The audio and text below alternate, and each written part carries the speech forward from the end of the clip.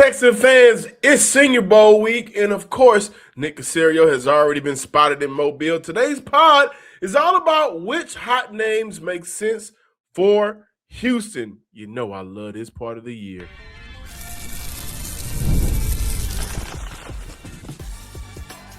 You are Locked On Texans, your daily podcast on the Houston Texans.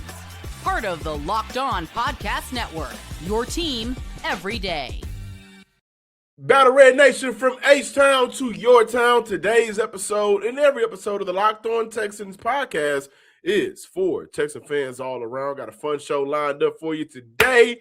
Y'all know I was not going to go throughout this week and not dive into the Senior Bowl. And that's something I'm going to do over the next couple of weeks, guys. And so today I'm going to just look at who makes sense for Houston. The practices kicked off Tuesday, right? Everything was fun. Guys got physical. But for me, two names. One, a name that I really like. The other, a name that, thanks to the Texans Twitter streets, I can't wait to dive into. Kaytron Allen and Keylan Rutledge. Also, there's been some relieving of duties going around the NFL, right? Look at the New York Jets situation. They move on from their offensive coordinator. And a shocker to me, after going to the AFC Championship game, the Denver Broncos opt to move on from their offensive coordinator. The talk of the town for the city of Houston. You keep Nick Caley, that's great, because you bring in somebody else to help them. And so I'm going to dive into those two coaches that are now available, and if Houston should reach out. Today's episode is brought to you by Game Time. Download the Game Time app, create an account, and use code LOCKEDONNFL for $20 off your first purchase. Shout out to my everydayers from the Himalayas making the Locked On Texans podcast your first listen of the day. It's the 2026 Senior Bowl, where seniors and juniors, now due to the rule change, are in Mobile, Alabama. It's going down out there, man. It's going to be fun. A lot of players are getting their opportunity to show what they are worth and add to what they've been building, which I think is more important. Add to their resume and what they've been building since they've entered the collegiate ranks. And for me, this is the most wonderful time of the year, getting an opportunity to dive into, what these players have already done in college, going back and looking at film from college, their best games, some of their worst moments, and comparing them. Also looking at how they are improving month by month now as we head to April, but also taking that information and figuring out, how does this fit the Houston Texans, which is why you guys are here. And here's a tidbit. Since 2021, Nick Caserio and his staff have actively engaged and scouted the Senior Bowl, which has resulted in Nico Collins, Tank Dell, 5 players from the 2025 draft class. Long story short, short story shorter, Nick Caserio is leaving Mobile with something. I wouldn't be surprised if they leave Mobile and they got 6 or 7 guys on their draft board that are between day 2 and 3 that they really like. I mean, this is how Nick Caserio has operated, and I'm always going to be a fair man. I'm going to say this. I believe it's fair to say that despite his faults, Caserio has identified foundational players that Houston has been able to rely on from the Senior Bowl, and this year should not be any different. There should not be an exception. I don't expect anything different. He's going to find a gem, or maybe 2. If you look at 2025, there are some gems. Higgins, Marks, those players meant a lot for Houston offensively, and I foresee that being the same way this year going into the draft. Now, a guy that I really like, Penn State, all-time leading rusher in terms of yards. I'm hearing that Kaytron Allen had a good start at the Senior Bowl. I mentioned him last week on the pod in terms of, getting ready for the future. But this is what I like about Allen. Physical runner. Tough to bring down. 57 missed tackles. Good pass protection. Listen, he's also 23 years old, right? Played at Penn State for 4 years. So a lot of people, and this is not like the NBA, but a lot of people may look at the age and say, well, he's too old. Guys, that only matters for quarterbacks, and I think how the game is starting to transform and transcend. The older some of these players are coming out because of the transfer portal, that's going to make them, in my opinion, a little bit more valuable, especially when you get to rounds, the back end of round 2 through round 4. Those guys that have been in college for a little bit longer, that maturity is going to play in their favor. And I think on the field, when you look at how that's played into his favor directly, when I'm talking about Allen, he's good in pass protection. He is not afraid to bounce outside or back inside based on where his vision leads him. And he's got really good vision. He's not a speedster, right? He's not going to just outright burn you, but he's a good angle runner. He's going to find that angle. He's going to beat you to that point and dare you to catch him. If you catch him, well, you're looking at him. You're looking at a guy that I wouldn't classify as a home run hitter type of running back. But he is more so of a wear you down for a first down kind of runner. Plus, I mean, he's still good in open field. 17 runs of 15 or more yards. That was, I think, top 25 in the country this past year. Maybe y'all off a little bit, but he is still good enough, and it could be a potential problem in the open field. But I'm throwing a lot of intangibles out right now. What I really like about this young man is his vision. Everything with Allen, from a running back perspective, is set up by his patience in the backfield, his vision at the line of scrimmage, and his burst once he's past that first line of defense. Essentially, he'll let those blocks develop while keeping his options open before taking off. And here's the thing about it. Regardless of what's in front of him, he's going downhill, Texas fans. You're going to like that. Too many times this year, we love Woody Marks. I thought Woody Marks had a great rookie campaign, all things considered. Like, he didn't really start getting the rock for real until, week 5, week 6? I think week 4 is when he really started to tote the pill. But before that, it was in moments. And even still for a little bit afterwards, it was in moments.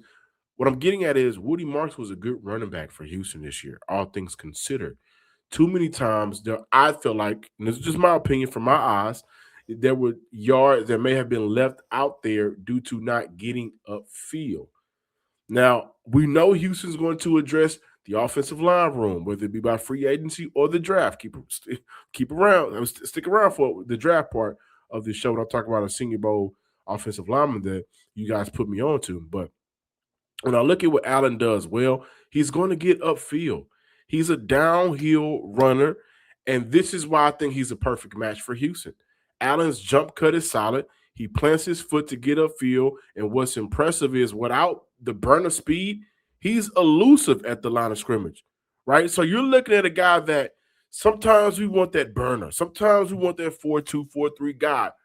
Sometimes those 4-2, 4-3 guys don't have the patience or the understanding or the IQ to allow what's in front to develop before they run upfield. And that leaves yards out on the field. He does that. Does it at a very good pace in terms of, being able to allow blocks to develop, allow the play to develop. But even inside of the tackles, sometimes inside of the guards, between the guards and the guard combo, where the rushing lane could break down, he's elusive enough to make a guy miss and still get upfield without jeopardizing yards being left out on the field. That's why I like him. He's good at dodging defenders in the box. He's a perfect match for any scheme, zone, duo, gap, whatever, and he'll lay that hat. He is not afraid to pow. He leaving with something, right? Don't expect a lot out of him to be a pass catcher or to have that element. He is a running back. He is a runner, the best in Penn State history by the numbers. I understand, hey, Saquon is Saquon, right? But by the numbers, he's the all-time leading rusher in Penn State's history. The last 2 years, 1,100 yards, 1,300 yards, 23, 24 rushing touchdowns. He's good in the red zone area. These are all things Houston needs, and these are areas where we saw them struggle last year. And I think he'd be a perfect match for Houston. Oh, by the way, his nickname, you ready for this? His nickname is Fat Man. So, he good in my book.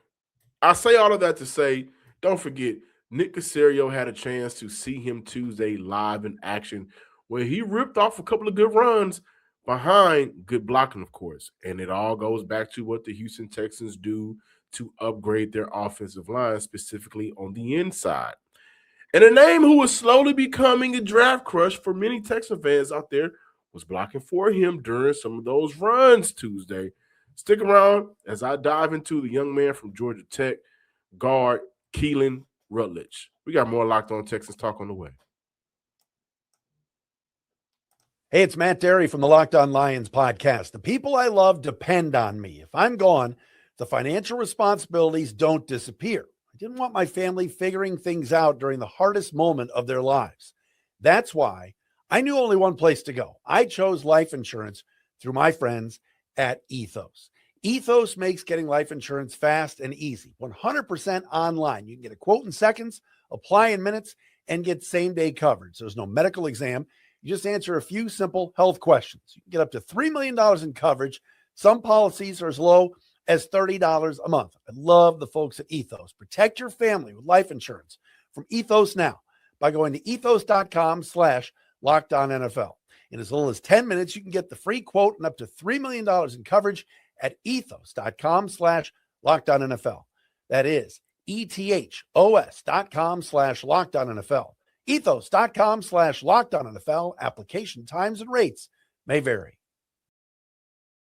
Take care of yourself, take care of your people, but also have fun while living life. And there's nothing like being in an NBA arena.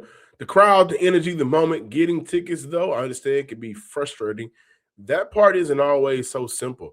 That's why Game Time has become the go-to app for scoring tickets fast. Without the hassle, it puts the advantage back where it belongs. Hey, listen, we get the advantage back. The fans, we run it now.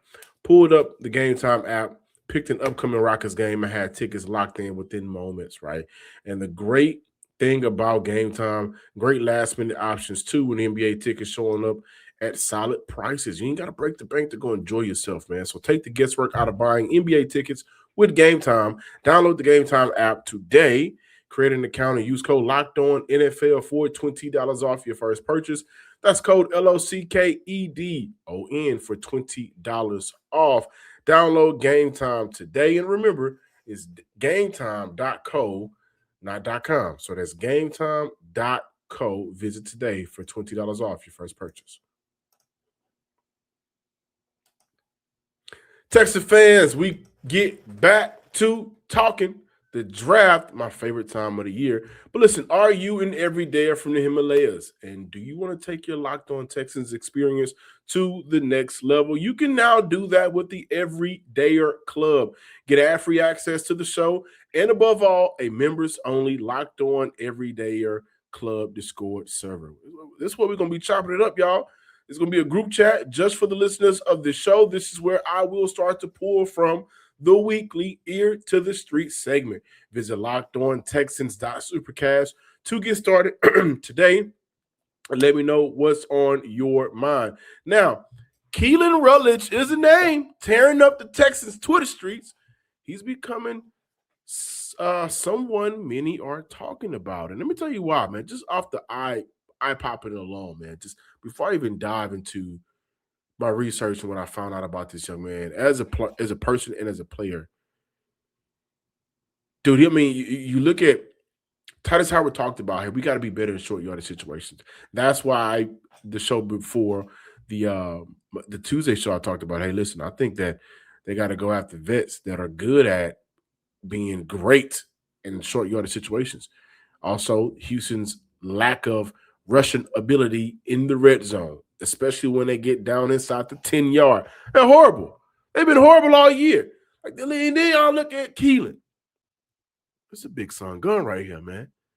He's big and he's physical. He's nasty. But first off, he's not like any other guard Houston has drafted under Caserio.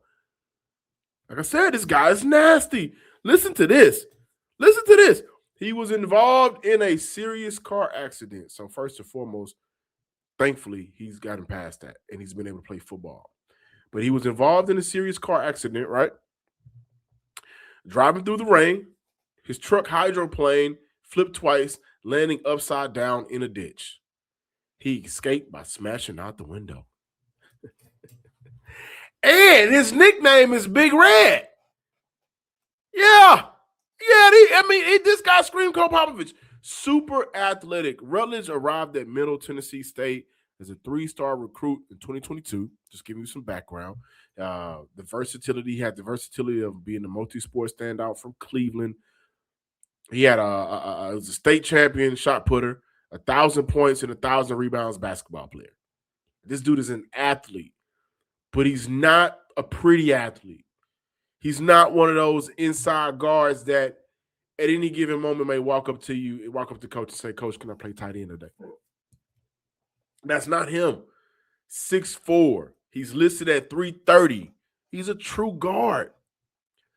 None of that moving around, getting cute stuff. Like, now, he played tackle for a couple of snaps, but the best version of him has been the most consistent version that we've seen, and that is at right guard. Obviously, when you get to the league, you can switch him over to the left or keep him at right, depending on how Houston views Ed Ingram and his future, right?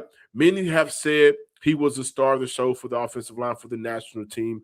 Jordan Reed, who's out there right now, does a great job covering college football and football altogether, said the national team coaches repeatedly had to tell Keylan to stay up, tone down the physicality in team periods. He took snaps at all three interior spots, so guard center guard. And during that session, he finished with a nasty pancake. I mean, he's a big, physical, nasty, run-through-your-face type of guy. He's an attitude shift the Houston Texans need, especially in the run game. Like, that's what they need. That's exactly who they need if they don't go get the vet, which I'm advocating for, right? But he does do a great job of just finishing through run blocks. He's athletic enough to trust him to pull. And honestly, I think watching his game, watching his tape, I watched about 2.5 games, 3 games, and then just other clips as well. That may be his best attribute, his ability to pull. Whether he's pulling down the line to block out an edge, whether he's pulling down the line to block out a guard, or whether he's pulling with the intent to get to the second level, he's extremely impressive in that area. He's extremely if you just take time to go watch him, that may be his best attribute. Now in pass pro, I see him doing a good job, but it also may hurt him sitting down on moves with good leverage and his anchor down on contact. So sometimes he wins, sometimes he doesn't, depending on the savviness of the defender that he's going up against, especially if it's a wide defender.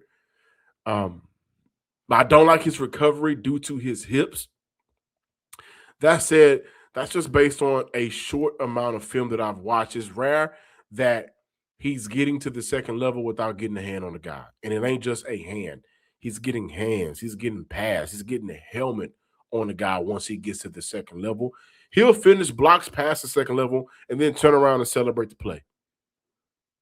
Like he's blocking 10 to 15 yards down the field. And when he sees his runner open or, RPO, whatever the play may be, quarterback, if he's seeing he's about to score, he's celebrating with that player. When you see Keylan, you see a Cole Popovich guy, right? And I think when you look at the transition from the previous coaching regime, especially at offensive line, Bobby Schlock, and then where Houston is going now, the first part of that was, okay, they got to replace Larry Tunsil. They go get Ariante Ursary. Ursary is a physical guy. He's physical. You like him in the run game. He's gotten much better throughout the year in pass protection. You get him out in open field and open space, he's going to get a hand on somebody. That's at the tackle spot. But Ursary's still a bit swaggy. You feel me? You get Big Red up in here. That could change the offensive line's identity from a standpoint of that's something Houston just hadn't had. On top of now, because for the life of me, I can't understand why I'm seeing all of these mock drafts with the Houston Texans taking a tackle in the first round. That's just ridiculous to me. But drafting a Rutledge, who's right now I think predicted between, let's see here, rounds. He's a second to mid round pick guy as of right now. But that allows for Houston to leave Titus Howard where he needs to be. And that's at tackle. Houston has 3 tackles with one up in the air with Trent Brown. He signed a 1-year deal. Does Houston look to bring him back? or do they just roll with Ursary, Howard, Blake Fisher? But then you look at left guard is Juice, is Jared.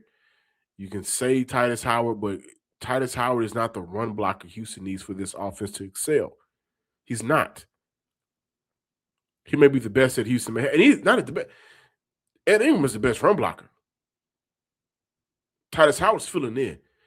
If Houston was to target a guard that they feel comfortable with being brought up under Cole Popovich and a player that they believe, hey, his value and his draft stock is a third rounder. Remember, Houston has 2 2s, 2 4s.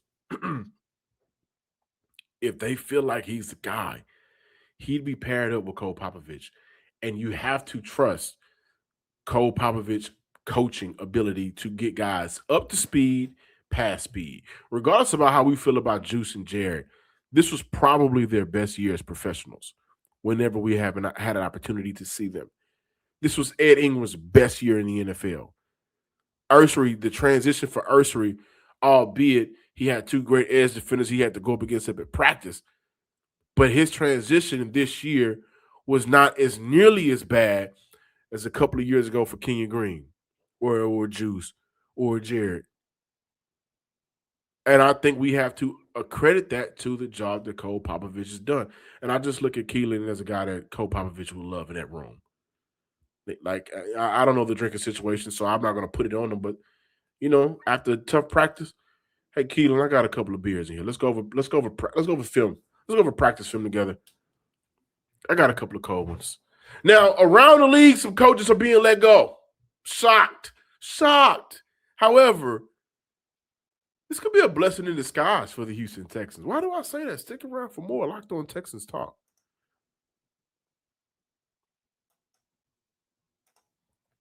It's the last call for football on FanDuel. One final Sunday, one last ticket, one last kickoff, one final chance to get in on the action before the NFL season officially becomes down to the closing moment. This is Super Bowl 60, and FanDuel is making sure you're right in the middle of the action with a special offer just in time for the biggest game of the year. Whether you're backing the favorite, riding the underdog, or building one last same-game parlay, this is the game everyone's been waiting for all year. I know a couple of people myself personally that's been waiting for this one game themselves for a couple of years now.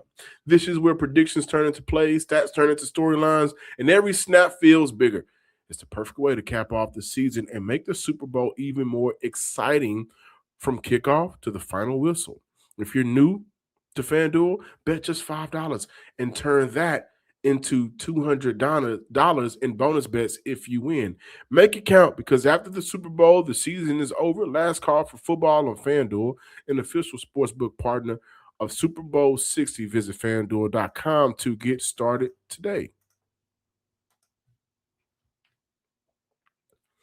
Texan fans out there, we are closing out today's episode with sometimes the change isn't internal, right? Sometimes it just so happens to be blessings fall from out of the sky, right? Today, Tuesday, at the time of this recording, the Jets part ways with their offensive coordinator, Tanner Engstrand. And then moments later, the Broncos fire their offensive coordinator, Joe Lombardi. And to that point, I say it'll be interesting to see if Houston looks to hire either of those coaches that are now available in a senior role, more so when I look at Coach Tanner, or challenge McDaniels as a wide receiver coach / passing game coordinator. Houston's changes may just come from additions and not subtractions. And I think that is a conversation that needs to be had. So first I'll look at Joe Lombardi, fired by his guy, Sean Payton, man. I don't know why, man. He did the best he could, but Lombardi was with Sean Payton, for Drew Brees and Bo Nix, and we saw that, especially more so with Bo Nix since Sean Payton got to Denver, how he's helped that offense and that quarterback grow. And we also know that what he was able to do with Drew Brees He was with the New Orleans Saints between 07 and 13, which is where we saw them win the Super Bowl in 2016 to 2020. Again, we saw a lot of prolific offenses during their time together. Obviously, we could point to Sean Payton, but follow me here. In 2021 and 2022, served as the offensive coordinator for the Chargers that year. In 2021, they averaged 28 points per game. And then obviously, like I mentioned, the Bo Nix, where he helped that offense progress, and more so Bo Nix. That may be his biggest attribute, just being able to bring along Bo Nix. That was great for Sean Payton and his offense, knowing that you got a guy you can trust to bring along not only my offense, but my quarterback, which is the engine of that offense. His greatest attributes, like I mentioned, may be his ability to coach up quarterbacks. And this is where I see him being super helpful for the Houston Texans. Gerard Johnson may be in Philly soon. They can't buy. You and I may be able to go coach and be offensive coordinator for the Philadelphia Eagles, right? And I got my Madden resume. That's it. So Gerard Johnson may be in Philly soon. Houston's going to need one of two things. They're going to need a guy to replace him. They're also going to need a guy that can come in and help elevate. Joe Lombardi is that guy in one. He's a 2-for-1 guy. So Lombardi, I think, would be a great look for Houston. And even if it's not in a quarterback coach role, I think given his pedigree in the NFL, slapping on quarterback coach, a title like that on him, I think would be disrespectful. But I also look at how they can come up with a you can make up a title, or you can just make him a senior offensive assistant, give him a year or two to get himself back together, and then in a couple of coaching cycles, if he can help turn this Houston Texan offense around from a quarterback perspective, his name will be hot enough to go back into offensive coordinator, or maybe he'll get a shot to be a head coach. Now, another guy that I like, I look at the coach, offensive coordinator, Coach Tanner from the Jets. Guys, his background is a lot to do. His background, has a lot of the Detroit Lions background in it. But for what a lot of you guys have been asking for, moving on from Ben McDaniels, he could be the guy to replace him. He could be that guy. His background is extensive in terms of being able to just coach offense. I mean, dating back to his time under Coach Jim Harbaugh at San Diego, right? But then you move up to 2020 when he's with the Detroit Lions, where he really starts to make a name for himself. Offensive assistant in 2020, 2021, offensive quality coach. 2022, this is where he starts to kind of ascend. Tight ends coach, passing game coordinator. 23, 24, passing game coordinator. During those 3 to 4 seasons, this is where we saw, under Ben Johnson, of course, this is where we saw the likes of Sam Laporta, Amon-Ra St. Brown, Jared Goff find his footing again.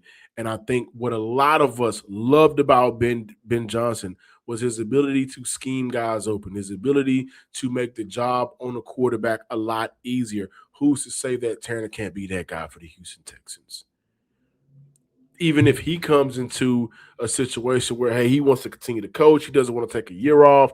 Does the Houston Texans have anything that they can offer him? A passing game coordinator position or coaching the wide receivers, I think, for Houston would be the business move, not the relationship move, not continuing to roll with McDaniels, but a business move. He was recently fired by the New York Jets after coming over to the Jets with Nimitz grad Aaron Glenn, and I'm not sure how long that's going to last up in New York. They said they got a plan, but I'm worried about the Houston Texans.